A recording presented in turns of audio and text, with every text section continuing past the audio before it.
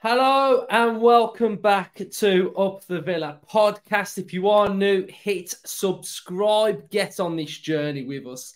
It's going to be absolutely amazing. So come here for it.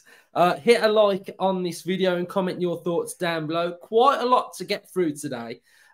We are going to be previewing our next game against Fulham in the Premier League Summer Series. We're going to talk about what is in store during that game. But we've also done a little I asked on Twitter for Villa fans to get involved on this episode and fire in some questions. And as you guys normally do, you've sent in absolutely hundreds. So what I thought I was going to do is just get through like 5, and then that's it. We've got about 35. So yeah, we'll try and get through as many as we can. But we will start it off then with our game tomorrow. We are doing a watch along again. I thought doing that watch along at midnight that the numbers would just dramatically decrease as we edged towards 2 o'clock and nobody would be watching, and it would be me talking to a camera. But there was loads of you. Absolutely loads of you. So fair play. We'll do it again tomorrow. Join us from 11:30, and then we'll watch the game with you guys. And yeah, it was amazing, actually. It was fantastic. So come back tomorrow at 11:30 then, and we'll do the watch along. So match preview, Fulham, pre-season. I really, really liked some of the stuff that I saw against Newcastle. I thought it was a really good workout. Results to me, like Emery said, don't really mean anything. It's about the performance. And he said that the things that they've been working on the training pitch during the summer, he saw against Newcastle. So that's the biggest thing for me. Seeing what Emery's doing on the training pitch coming into fruition in a match. And that was fantastic. So that was brilliant. And Justin, we've bigged him up. And we've been watching him for the under-23s. We've been waxing lyrical about Kellyman. You know what? I just want to see more. I just want to see more. What are you saying? Yeah, it's incredible, mate. We watched him a lot in the under-21s last year. We saw his progression from the under-18s, and when he first saw him for, I think he's 15, 16 when he came in. So to see that sort of progression into the 21s last season, and he didn't look out of place, did he? We saw him make his debut. I think it was there the night he made the step up. And then, he basically played the rest of the season in the 21s. And he's obviously been highlighted by the manager. As I said the other day, for a manager to come in and they generally know what they're stepping into first team-wise, but then it's a matter of, looking what's underneath that, what's below that, what's in the youth teams, what's in the 21s, the 18s, the academies, what's coming up and what does the future hold. And as every manager normally does, they highlight one or two of the players and they try and, get him in and around the first team squad. And that's what he's done with Amari Kellyman. And I watched a little video clip someone put on Twitter today, actually, of his best bits, and it's not just the way he holds himself and carries himself on the pitch, but it's his vision. There was one bit when he took the ball in the middle of the park in his stride, he turned away from a player and he threaded a nice little through ball through two players, into a player to advance the game on. Then not only that, he followed the game progression of the game forward and got on the end of that chance, and he was very, very unlucky not to actually score that third. He took a fantastic save that just about put it onto the inside of the post for Buendia to tap in. So it's going to be very interesting to see how he uses these players, because it's not going to be easy to break into this Villa team now. Maybe 18 months ago he would have had a clearer pathway to maybe getting minutes in the Premier League, but it's a different kettle of fish now, isn't it? So if he can be in and around the squad and maybe make the bench for a few early rounds of cup games and bits and bobs, I'm sure he'll be a regular in the reserves, and we'll get out again and watch him there progress. But he's obviously got an eye on some of these players to try and now come in and just make a name for themselves, really, and show him that they're ready if needed, if we did have a bit of an injury crisis. then, if you're good enough, you're old enough. I think it's always been my way of thinking about it. And if one of them can push themselves into the reckoning, then all well and good. If we get, if you ask me in 5 years' time, would you rather see a player we've signed for 100 million be a superstar, or someone like Kellerman be a superstar? You'd pick the homegrown talent all day, because it means more to fans, doesn't it, to see these players coming through. Yeah, massive high hopes for him. Can't wait to see him progress and what he does in the future. Yeah, and I think it's the good thing about the games that we are playing is that we're playing against teams that are in our league. We're playing against Premier League opposition sides. So if he's doing it on that stage like he did on Sunday, then I think he's in for a great pre-season. And I think if he can carry on and keep doing what he's doing for the next 4 games that we've got, then I think there may be a question of should he stay in and around the match day squad? Like, is he capable of doing that? I think, you have to be very, very cautious, and you have to really work meticulously with players of this age, because he's 17, and you don't want to sort of put him into the limelight and they think that they are like the next big superstar. Like, you have to keep them a little bit grounded, I think, at times. But I think from what we've seen, and I think that I can see a player when I think I can see one, and the fact that we were seeing him in the under-23s, we were watching him and we were thinking, you know what, he's fantastic. Go back and watch our under-23 coverage that we did last season, and I bet you in every single one of them, we're saying how good Amari Kellyman is. So I think the fact that I can see a player, and I saw it, and Unai spotted it, and now he's doing this, I think there's a real big player here. You think you have to be very careful, and I'm sure they are at Villa and every single academy in the country, that don't put too much pressure on these kids coming through, because it's about developing them. It's about not only on the pitch, getting the best out of them on the pitch. It's making sure that off the pitch that they're doing all the right things, and mentally they're doing them and overloading them with stuff. I know one of the games we went to, the international manager was sitting in front of us. He's he's not Republic, is he? He's Northern Ireland. Northern Ireland, yeah. Michael O'Neill. The assistant and the main manager. And we sort of thought, well, I wonder who he's coming to see. And then we pretty quickly realised it was Amari Kellerman, who basically plays for Northern Ireland. So for them to be watching him, that's like the first team manager of Northern Ireland, to be watching him at 16, shows you that he's must be pretty well regarded throughout the country as a real talent. So you've got to tread carefully. You've got to make sure that you don't overly push them, and you don't push them too quickly, too fast. But it certainly won't do him any harm going away on this pre-season tour and mixing it with the first team squad, learning about what it's like to be a fully fledged Premier League professional footballer, and it's only going to help his development. And I'm sure he'll come back and he'll go back and play with the 18s, maybe the 21s, and the odd game maybe with the 18s. But his aim next season would be to make match day squads at some point. I think so. That's the natural progression, I think, going forward. Yeah, definitely. And shout out to Philogene as well. He played really well.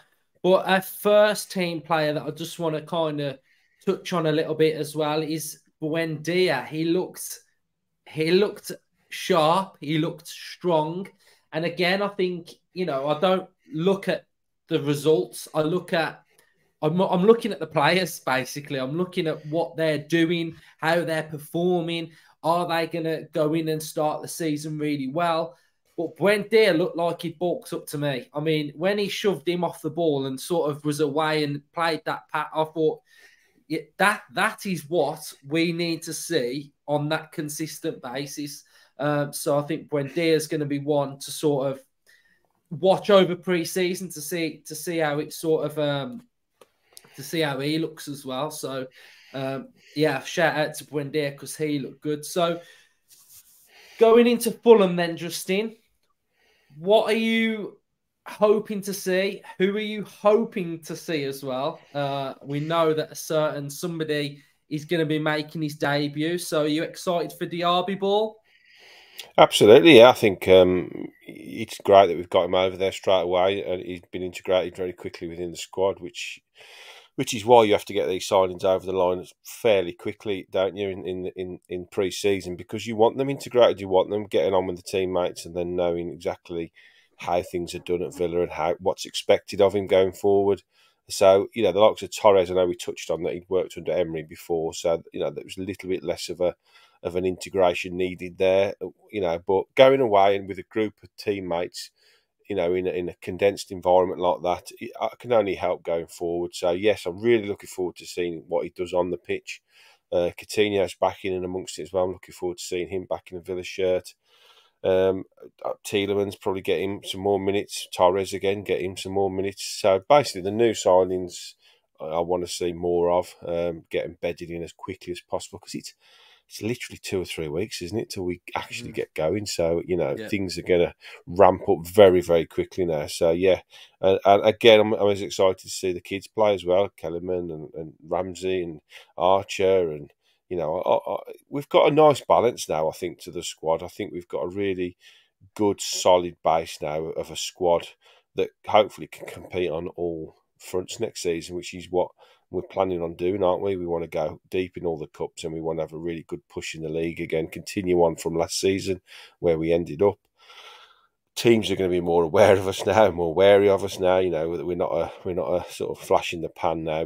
People are talking very seriously about us now, about competing in the top 4 of the Premier League potentially next season. So we've got expectations now that we've got to sort of live up to, which is going to be difficult. But yeah, I think physically, more minutes in the legs, and get used to sort of systems and ways of playing, formations. We may even see a slightly different formation in one of these games in the next couple of 3 weeks. So that'll be interesting to try and pick up on that, to see if he does anything a bit different. Maybe goes with the 3 centre halves and maybe wing backs. But yes, very interesting. Another game I can't wait to watch, to be honest. And any time watching the Villa's a good night, though, isn't it? Yeah.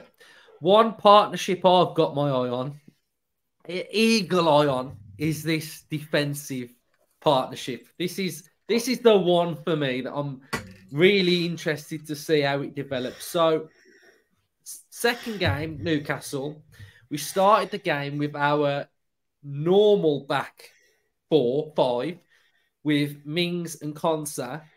Second half was Torres and Carlos. Now, I am saying that Torres is starting on that first day. He's starting for me. He honestly is starting, because we don't spend that much money on a ball playing centre half for him to be sat on the bench. So I think Torres is starting. I'm interested to see who partners him. Now, this game also is going to be really interesting to see who partners Torres, because it was Carlos in the game the other day. So, are you as interested in this as me, Justin? Absolutely, yeah. Again, it's building partnerships, but I think what we have also alluded to going forward about next season and the new Villa is that it's not a first 11. It's a progression into squad football. So whilst it's going to be very interesting, the partnership he goes with against Newcastle, I don't think that's going to be like the set in stone partnership for the season, and even like his first choice partnership, if you like, because I think I said it before on the pod that he's going to pick teams to match up against other teams. So wherever he thinks certain teams are strong, he might go with a different partnership. My gut instinct probably is you're right. I do think he'll probably go Torres first game, and I think you really, if at the senior partnership from last season, you got to go with Mings, haven't you? So it would be Mings Torres partnership, which is on paper a very, very, very strong partnership, isn't it? I know they're both left-footed, but that doesn't matter to me. They're both, like to play out from the back. Mings improved immensely last season under Unai Emery playing that way, so he'll only get better, you would think, playing alongside somebody who is very adept at playing that way. So yeah, it's these little partnerships all over the pitch. We found that last season, didn't we? The 2 6s. the player, down the left-hand side, you sort of left Ramsey and Moreno, and then you got your players down the right, and McGinn when he played there, with Matty Cash getting forward, and even the sort of the player that played in the 10 and then off sort of Watkins. They're all very interesting dynamics within the bigger picture of the formation and the squad, aren't they? So I've never been so fascinated by a team than I have at the moment with Villa, because the way that all down to Unai Emery, he's really sparked my fascination, if you like, for formations and tactics, and how he sets up week in, week out. So yeah, it's great. It's fantastic to have a manager like this, to be fair. Cool. So, like I say, join us for the watch along. We'll be doing that. All of your thoughts in the live chat. Interaction is very much wanted. So, come and join us. So, let's go now to the questions that have been sent to us. There's loads of them. So, let's go. Let's just get stuck into them then. So, the first one we've got here is, when do we expect the away kit to drop? Well, rumours are that it's tomorrow, so let's stay tuned for that one then. We've got, if our formation will be more attacking with two potential wingers, do we need to bolster our defensive setup? Do we need a big physical beast of a DM in place of Kamara, who can also help defend the box if Torres plays? Justin? No, I don't think we have to bolster anything, to be honest, because I think we've got a really nice array of defenders now, especially centre halves, and we're not short really in the 6 role now, are we? We've, Louise and Kamara, we've waxed lyrical about now since the start of last season. We've got 2 phenomenal 6s, both young, both hungry, both phenomenal footballers, can do everything. And also, as was proved when Kamara got injured, John McGinn was phenomenal in that role, wasn't he, as well? And not only that, we signed Dendoncker, who I do think is going to be on the periphery a lot this season, but he's an international quality central midfielder. And then you throw into that mix Yuri Tielemans, who can play probably anywhere in midfield, I would argue. So I don't think we're hard up for defensive-minded players now, really. I think, at the moment we've got 2 left backs, and if we were to lose Dean, I think we would just sign another one, so we wouldn't lose. We'd be like for like there. Right back, yes, that's something that we'd be interested to see what we do go forward in that role. Whether he does think he does need another one, or whether he's going to go with this false right back, centre half slots type player that can play there. But I think defensively now, I think we're pretty well stocked now. I think with depth, and that's not even to mention the sort of young kids we've got coming through. We haven't really spoke about Josh Feeney, but I got massively high hopes for Josh Feeney as well. He played as well the other night, so yes, we are.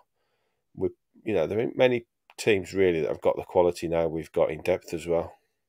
Yeah, I agree. I mean, we've had another question about the right backers. I think a few of you have asked about the right back. What right backs are we're looking at? And I just think they've just got to fit the right profile, I think, of what we're after. I think the good thing about Unai Emery now and the way we play is that we can all understand what we're trying to do. And I think we can all see what type of player we need. And I think it's definitely a different option to what Matty Cash can offer. I think Matty Cash doing what Cash can do is obviously a good thing. But for the way we play, I think we do need that alternative in there as well. So I think it'll be very interesting. Like I say, when the transfer window closed, that's going to tell us a lot for me about how he's going to go about that right back slot. If we do go and sign a very similar type of player to Matty Cash that can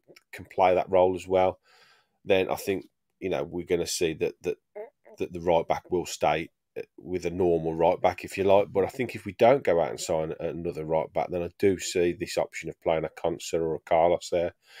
I even heard rumours that there's a possibility he might be looking at Irabunam to play there, which is a bit of a left field idea, but not something I wouldn't rule out, to be honest, because he does like to sort of think outside the box with players. So yeah, Irabunam's a very interesting idea to play there. So we'll see what happens.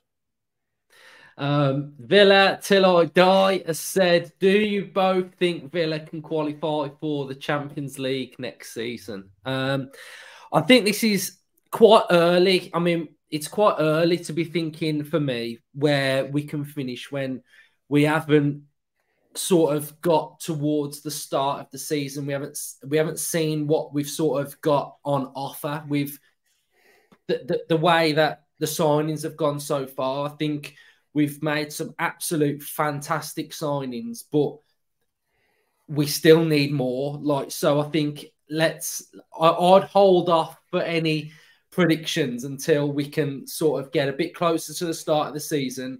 We know what the squad is looking like, and then we can put a bit of because if you predict something now and then someone might sign or whatever, then you're going to predict even higher, aren't you? So for me, I'd personally like to wait. I don't know whether Justin wants to predict we're going to win the league, but what are you the same, or would you predict something? Or I would, yeah. I'd say we've got a very, very good chance. I'm not going to say we will finish in the Champions League, but I'm pretty sure it's top 5 next season to the Champions League as well. So any other season, if it was top 4, I'd say it's going to be a bit of a push because you've got the likes of Liverpool and Chelsea. They're going to come back stronger. I think Spurs are going to be weaker if they sell Kane. But if you throw it all into the mix and not to go into too much detail, I think we're going to be in the mix for that 5th place next season, yeah. I think we're one of the 2 or 3 clubs that should and hopefully will be fighting it out come the last 5 or 6 games. Nice one, Justin. Nice one. Right, next question. What are your thoughts on the £1,560 Holt Suite season tickets? Oh, God, here we go. Right, so my vibe on this is as follows. It's not for everyone, I don't think, because, for me, I'm not a really corporate-y, luxury, stick me in the Aston in the social before a game and I am happy. I'm going in a pub, a dirty pub where it's beers everywhere, you're walking through it, and that's my match day. That's what I absolutely love. So to some people, that would be some people's worst nightmare. They want to sit down with a program and a nice meal or whatever. Someone brings you the drinks, and that's for them. Where I've kind of got this little thing that I think Villa have done something quite cheeky is we've sold out season tickets. And I think the uptake on this Holt End Terrace vibe is probably not as big as what they expected. So what they've done is they've offered it to people on this waiting list. Now, what that sort of does is it gets a gun to your head and says, do you want a season ticket or not? And if you want one, you've got to pay £1,500. So the fact that as well that you can't relocate once you've had this season ticket as well. So if you're in there, you're in there. And if you don't want it after a season, you're at the back of the queue. So I can understand definitely the frustrations like that. But, for me, it's just not something that I would ever be interested in. 25 quid on top of my match day to go in there. I'm not fussed. I'd rather pay £3 and go in the social. So that's where I'm at. But what are you saying, Justin? Well, if they buy those tickets, I take it that they get the access to that bar pre half time and post match. But where do they sit? Holt End upper, is it? Well, apparently the members now can't buy tickets in the Holt End because they're accommodating this Holt End Terrace. That's what I've read along the lines today. So for that money, you do get a seat. I think so, yeah. It's very difficult.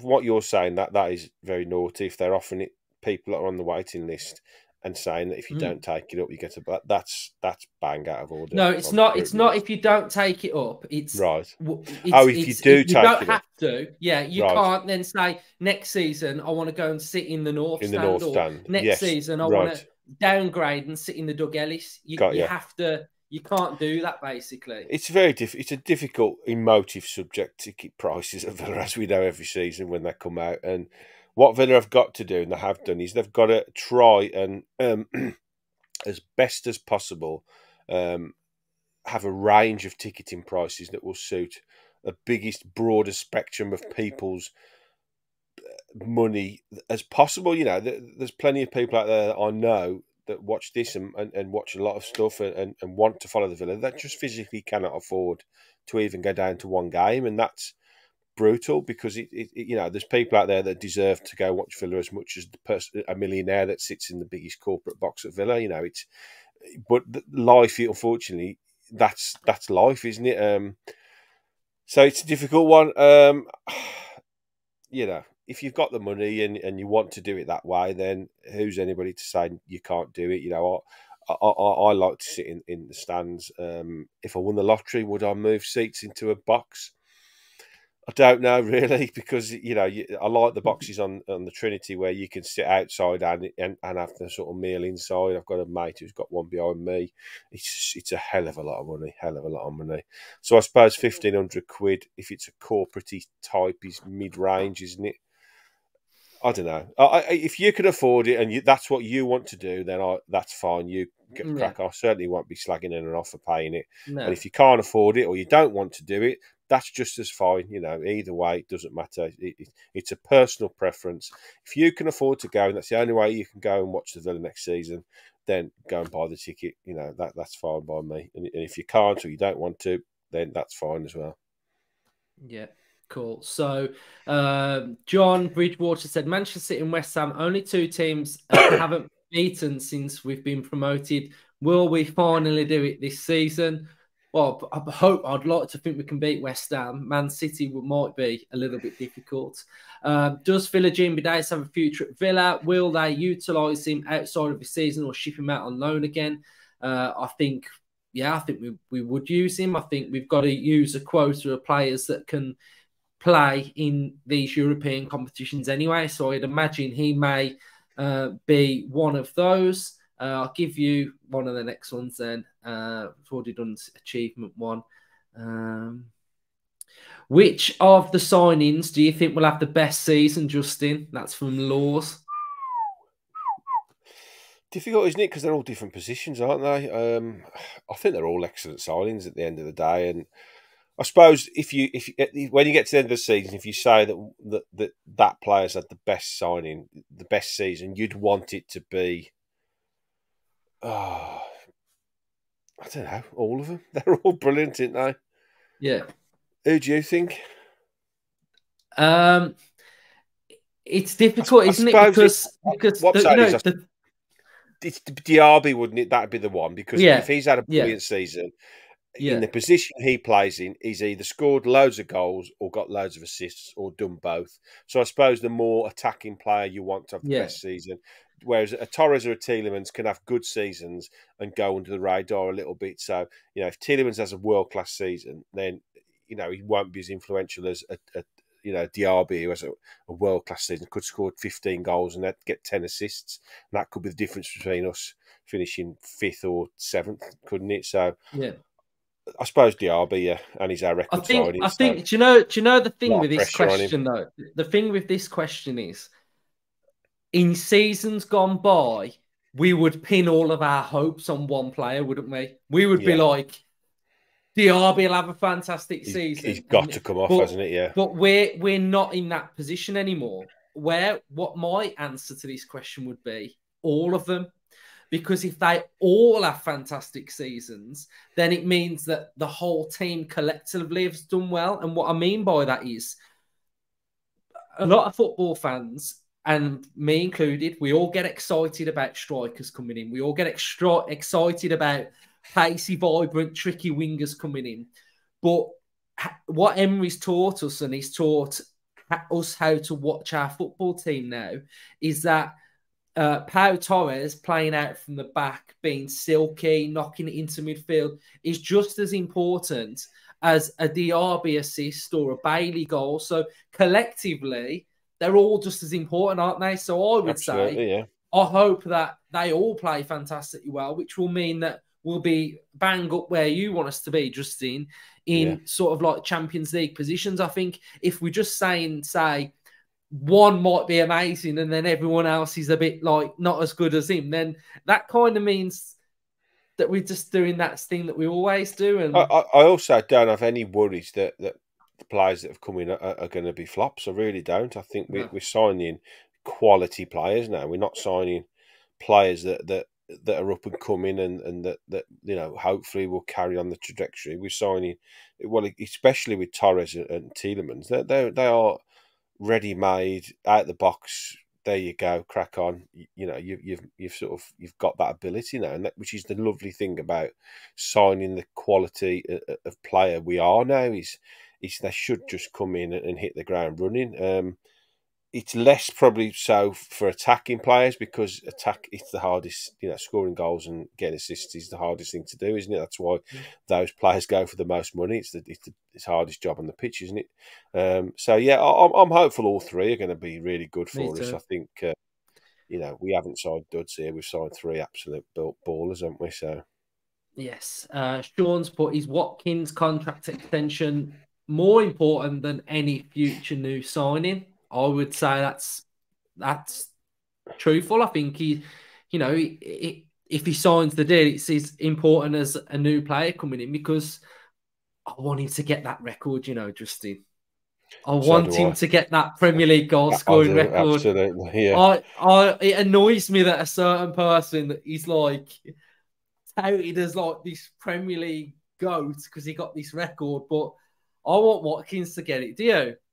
Absolutely, yeah. I think he deserves it as well. I'm sure he's got another year left after this year, hasn't he? So it's not like pressing. I mean, look at like what's going on at Tottenham now with Harry Kane. If he stays when the transfer window shuts, then he's running his contract down. He'll go on free the year after. We haven't got that worry this summer. I think that's why there's no real huge pressure to sign it quickly. I mean, hopefully it's all but done and dusty behind the scenes, and they can just concentrate on signings and then maybe announce it just after the window closes. But I think it will be a priority for the manager, 100% Yeah. priority, because he was a revelation under Unai Emery, and I would think he likes playing at Villa. He certainly never come out and said anything other than that. And we're starting to see some of the best football of his career. He got back in the England squad, which is where he wants to be. I think he's the out and out number one striker at Villa at the moment in a team that has got aspirations to finish in the top sort of positions next season in Europe. We've got European competition coming next season. We've got a ground refurbishment coming. What is there not to want to stay around for? So I don't even worry about it, to be honest. I don't even concern No, myself with Ollie neither Watkins' do I. contract. I think he will sign it. I think he will stay, and I think he'll be a very, very good player for us again next season. Yeah, and if he gets that 20 goals, I'm tipping him for this season. He will probably only be about 15 behind him, won't he? So Yeah, he won't be there we far off, go. will he? So he'll virtually have it. So let's go. Let's fly through a few more before we finish up. Then let's have a look. This is a good question. Who's the closest to a Villa legend in the current team, and what's required for them to confirm this status? That's the Villa decree. I'll go first, then you go. I'm going. So a Villa legend. Yeah, That's a big statement. It has to be Emi Martinez, doesn't it? Because to have a World Cup winning goalkeeper while he currently plays for that club. It's not like he was a World Cup winning goalkeeper and then we signed him at the back end of his career.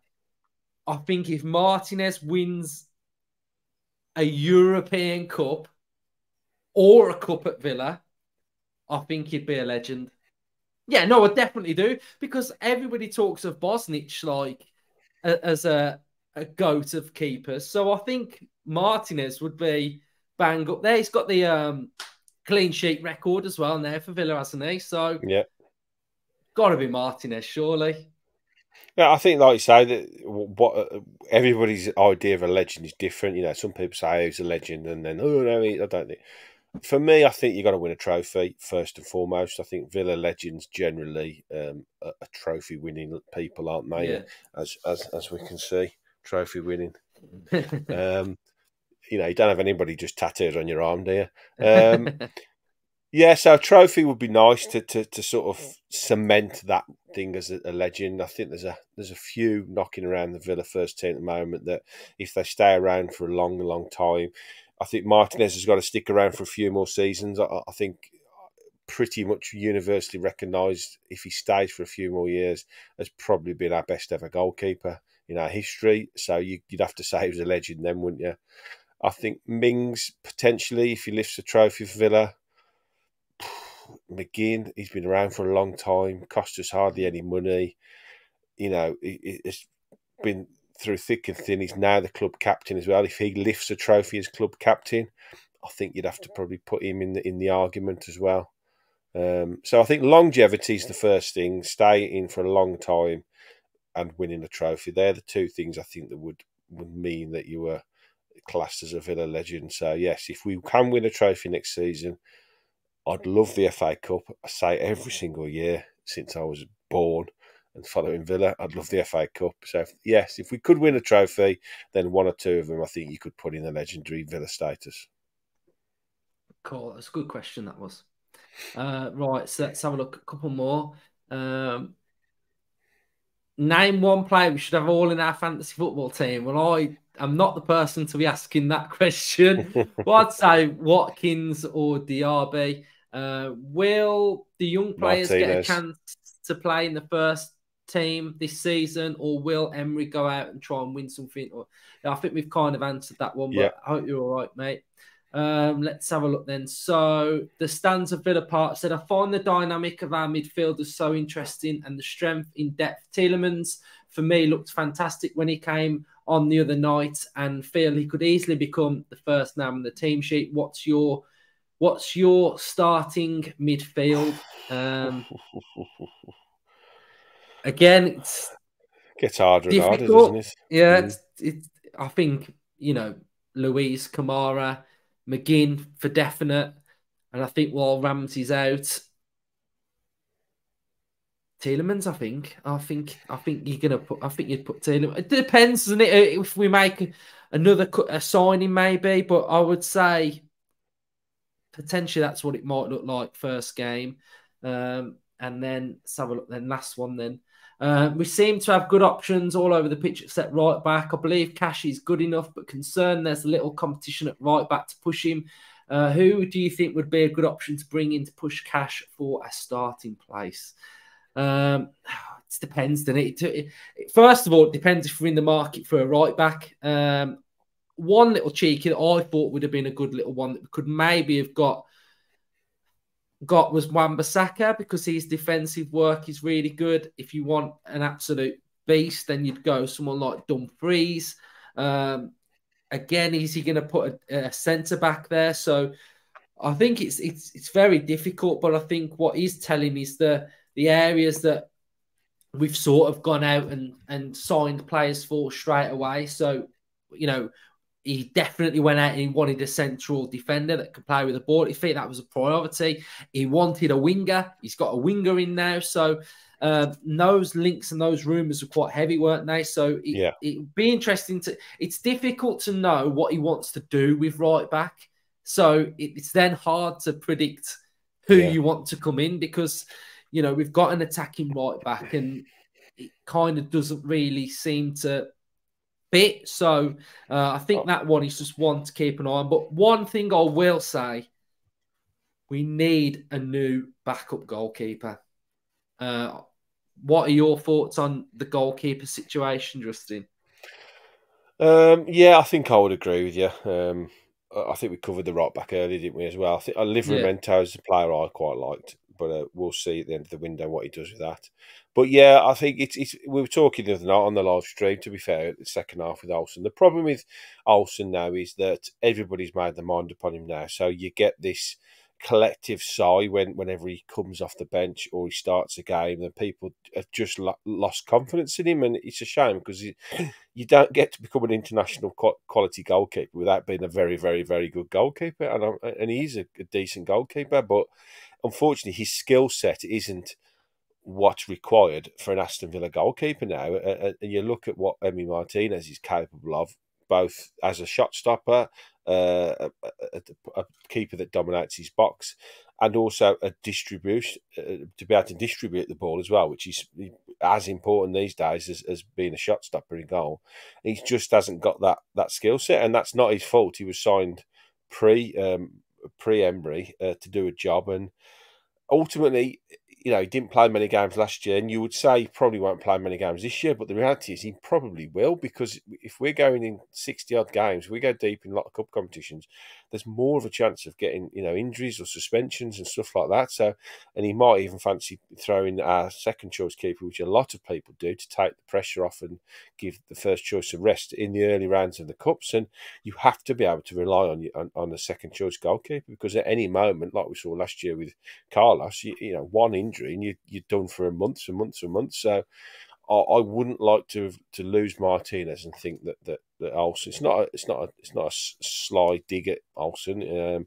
It's a factual opinion from what I've seen. Is that he's not at the same league, and you could say that there ain't many goalkeepers in the world the same league as Martinez, and I would agree. But we need a keeper that can come in that's got a very similar skill set, and it's difficult, isn't it? Because whoever comes in as a backup will be looking at Emi Martinez thinking, how many games am I going to get? So it's got to be a player that will come in and be happy to sit and play second fiddle, but also have the skill set to play an important role if needed. So it's, who out there who's a really, really good goalkeeper is going to sit on the bench at Villa.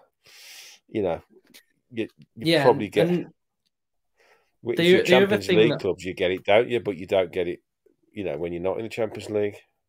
Yeah, and the other thing that I think about how we play out from the back, and we keep reiterating this, that's how we play. It's not going to change. We are going to play that way. Olsen unfortunately can't do it, but Martinez had to adapt to do it, because I don't think Martinez was that comfortable playing out from the back at the start, but he's got the key attributes and the confidence to learn and do it really well now. So yeah, but I just think for whatever reason, it is that Olsen just it just looks. The thing is, what you don't want, and it's the most important thing, isn't it, in football, that if your back four don't trust the person behind, then it makes that the back four then don't trust what's going to happen, and everything becomes edgy. So I think playing out from the back has to be like a well-oiled machine. It has to just, because you're being pressured so much, you're being pressed, and you actively want your goalkeeper to become, when that ball goes to your goalkeeper, he becomes an outfield player. So when he's pressed and he knocks it to another player, we are hoping that one of our players then can find space and become free, and then we go on the attack. So I personally, and it's not being like negative and not painting a negative picture on Olsen, I just don't feel comfortable when that ball's at his feet. So it, to me, looks like the players don't either. So for that, and how we're going to play and what's at stake, like, it's not like we're knocking it around the Sunday League pitch and hoping that we're going to get through a local cup competition. We are actively trying to break into the Champions League and qualify for Europe. We can't take that risk with the goalkeeper. For me, having that goalkeeper is just as important, and it goes back to that question about like who's going to be our best player. Like, having a second choice goalkeeper for me who can play with the ball at his feet is just as important as Diaby banging in goals and assists, because we've got to have that unity, togetherness, and everybody can do the same thing. If you're out the team, you come in the team and you do what he does. Yeah. We can't have you come in and, you're a shot stopper. What you're going to do now, just keep oofing it upfield because you're not comfortable knocking it to Mings and Konsa or Torres or whatever. So that's where I'm at. I really want to see another ball-playing goalkeeper come in. I wonder if there's an argument to bring in a super experienced backup keeper. I've just been looking now, and I know he went to Forest on loan at the end of last season. That Keylor Navas from Paris Saint-Germain. Someone like, not exactly him maybe, but he's obviously surplus to requirements there. He's 36, massively experienced, Real Madrid, Paris Saint-Germain. And at 36, you probably would be happy to come and play second fiddle, to play at a big club still at his age. So a player like that if he did then get an injury, you've got a hugely experienced goalkeeper to come in.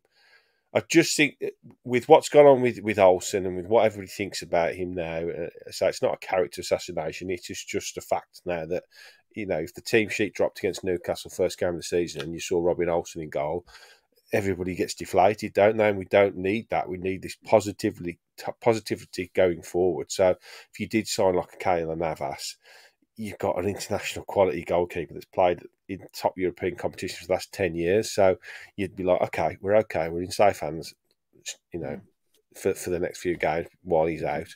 So that type of thing, I think, there may be an argument for that. And I think this kind of just tries to echo what we're saying about like the whole squad game and how important every position is. Like for me, signing a backup goalkeeper is just as important as getting this new right back in, because it's so important to the way we play. So yeah, I think that's where I'm at with that. So hopefully we can improve in that area as well, because yeah, it's important. So that's it. 46 minutes of us chatting.